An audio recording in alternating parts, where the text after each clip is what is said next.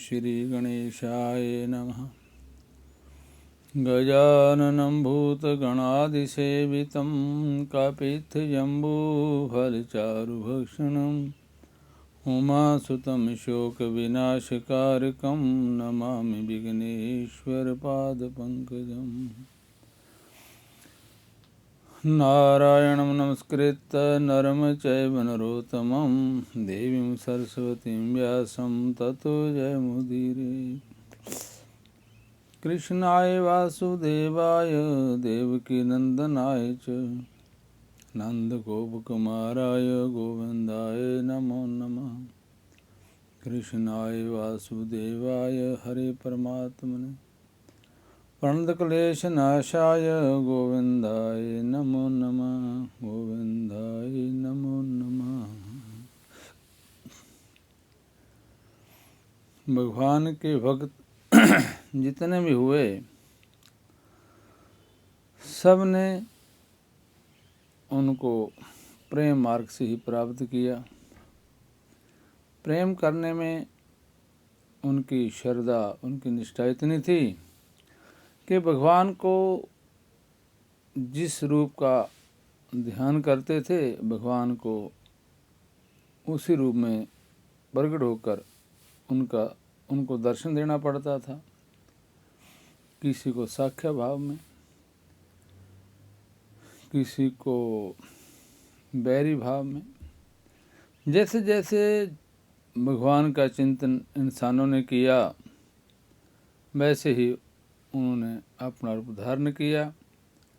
भले कोई किसी भाव से उनका स्मरण करे, भगवान उनकी इच्छाएं, उनकी वासनाएं पूर्ण कर देते हैं। ऐसे भक्तों में एक भक्त प्रेमी सखा हुए उद्धव जी। उद्धव जी भगवान के सखा भगत थे। अक्रूर के साथ जब भगवान ब्रज से मथुरा आ गए और कंस को मारकर सब यादवों को सुखी बना दिया, तब भगवान ने एकांत में अपने प्रिय सखा उद्धव को बुलाकर कहा, उद्धव, ब्रज की गोपांगनाएं मेरे वियोग में व्याकुल होंगी। उन्हें जाकर तुम समझा आओ, उन्हें मेरा संदेश सुना आओ कि मैं तुमसे अलग नहीं, सदा तुम्हारे ही साथ हूँ। उद्धव जी अपने स्वामी की आज्ञा पाकर नंद ब्रज में गए। वहाँ चारों ओर से उन्हें ब्रजवासियों ने घेर लिया और लगे भांति भांति के प्रश्न करने। कोई आंसू बहाने लगा, कोई मुरली बजाते बजाते रोने लगा, कोई भगवान का कुशल समाचार पूछने लगा। उद्धव जी ने सबको यथा योग्य उत्तर दिया और सबको धैर्य बंधाया। एकांत में जाकर उन्होंने गोपियों को अपना ज्ञान संदेश सुनाया। उन्होंने कहा, भगवान वासुदेव किसी एक जगह नहीं हैं, वह तो सर्वत्र व्यापक हैं। उनमें भगवत बुद्धि करो, सर्वत्र उन्हें देखो। गोपियों ने रोते रोते कहा, उद्धव जी, तुम ठीक कहते हो, किंतु हम गवारी बनचरी इस गूढ़ ज्ञान को भला कैसे समझ सकती हैं। हम तो उन श्याम सुंदर की भोली भाली सूरत पर ही अनुरक्त हैं। उनका वह हास्य युक्त मुखारविंद, वह काली काली घुंघराली अलकावली, वह बंसी की मधुर ध्वनि हमें हठात अपनी ओर खींच रही है। वृंदावन की समस्त भूमि पर उनकी अनंत स्मृतियां अंकित हैं। तिल भर भी जमीन खाली नहीं जहाँ उनकी कोई मधुर स्मृति ना हो। हम इन जमुना पुलिन वन पर्वत वृक्ष और लताओं में उन श्याम सुंदर को देखती हैं। इन्हें देखकर उनकी स्मृति मूर्तिमान होकर हमारे हृदय पटल पर नाचने लगती है। उनके ऐसे अलौकिक प्रेम को देखकर उद्धव जी अपना समस्त ज्ञान भूल गए और अत्यंत करुणा के स्वर में कहने लगे, वंदे नंद ब्रज स्त्रीणाम पादे रेणु भिक्षुनिस जासाम हरे कथोद्गीतम पुनाति भुवनत्रयम्।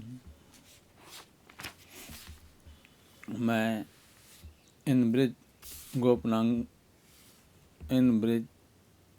अंगनाओं की चरण धुल्ले की भक्ति भाव से वंदना करता हूँ, जिनके द्वारा गाई हुई हरि कथा तीनों भुवनों को पावन करने वाली है। ब्रज में जाकर उद्धव जी ऐसे प्रभावित हुए कि वह सब ज्ञान गाथा भूल गए। भगवान के द्वार का पधारने पर ये भी उनके साथ गए। यदुवंशियों के मंत्रिमंडल में इनका भी एक प्रधान स्थान था। इनकी भगवान में अनन्य भक्ति थी।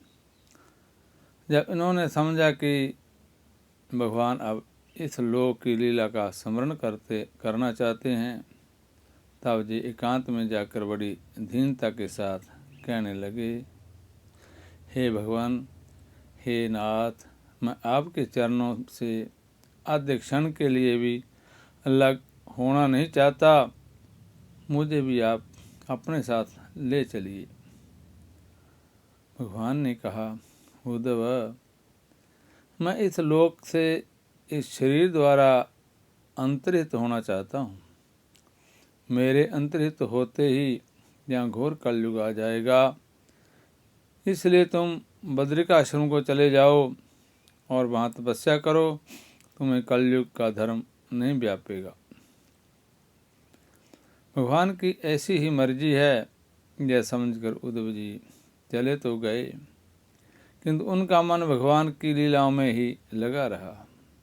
जब सब यादव प्रभात क्षेत्र को चले गए तो भगवान की अंतिम लीला को देखने विदुर जी भी प्रभात क्षेत्र में ही पहुँचे। तब तक समस्त यदुवंशियों का संहार हो चुका था। विदुर जी ढूंढते ढूंढते भगवान के पास पहुँचे। भगवान सरस्वती नदी के तट पर एक अश्वत्थ वृक्ष के नीचे विराजमान थे। विदुर जी ने रोते रोते उन्हें प्रणाम किया। देवयोग से पाराशर के शिष्य मैत्री जी भी वहाँ आ गए।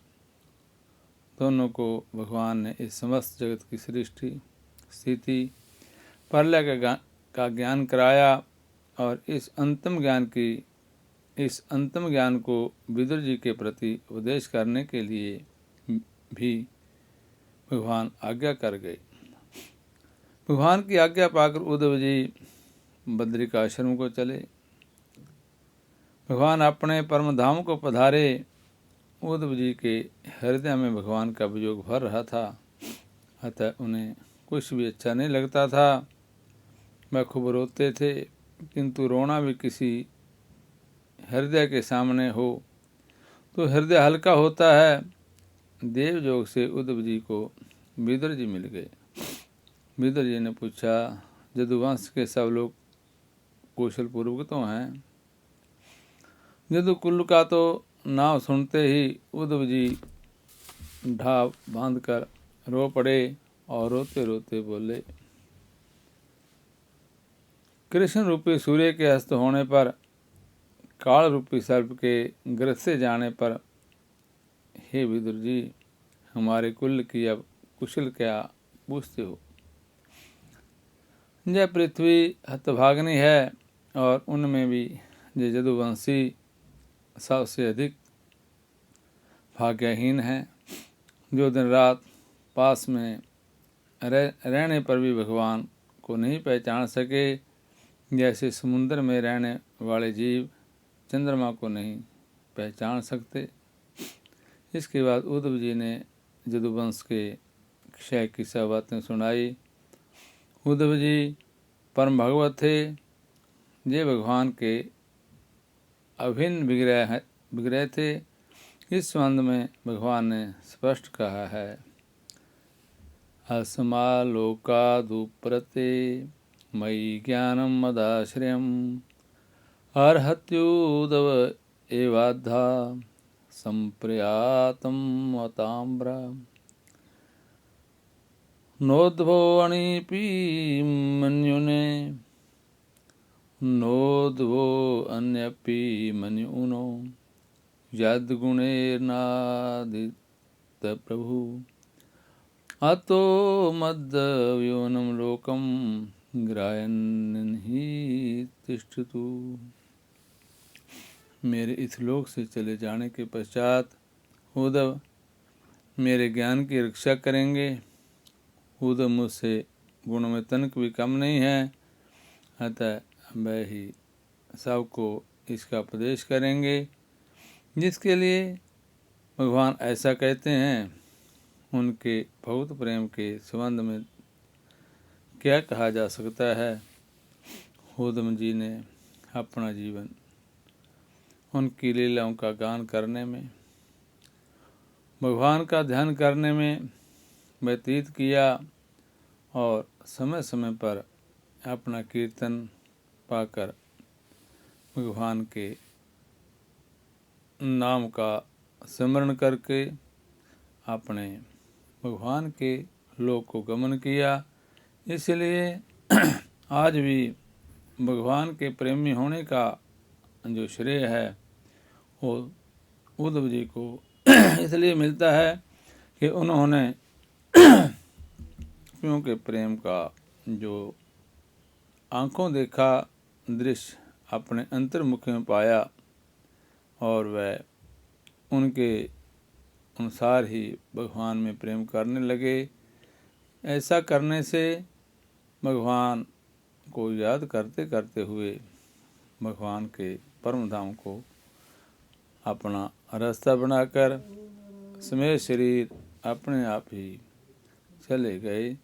भगवान ने ऐसे भक्तों को बहुत अच्छी तरह दर्शन दिए, अच्छी तरह उनको नाम कीर्तन करते करते उनमें विलीन करने की विधि, भगवान में मिलने का रंग ढंग सब बता दिया।